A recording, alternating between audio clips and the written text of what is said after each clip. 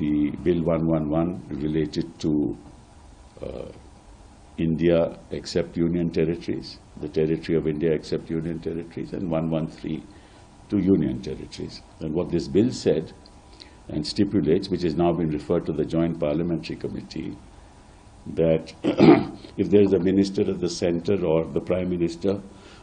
or a Chief Minister of a state or a minister in a state, if there is an FIR against him in which for an offense for which the sentence is more than 5 years, then if he is in custody for 30 days, on the 31st day, he shall be removed by the President, and if he does not resign, by the President or the Governor, as the case may be.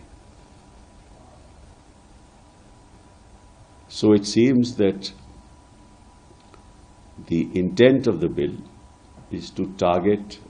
opposition chief ministers, opposition ministers, because the Home Minister himself knows that he has been very kind towards his own ministers,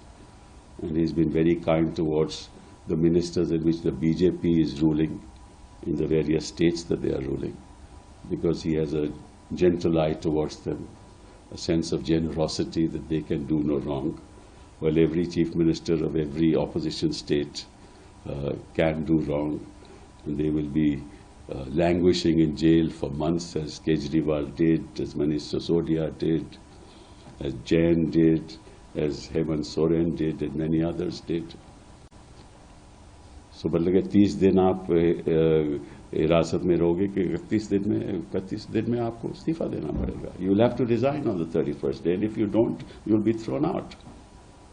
And the Home Minister knows that this bill can never be passed because the NDA has a strength of 293 and they require 2/3 majority, because this is a constitutional amendment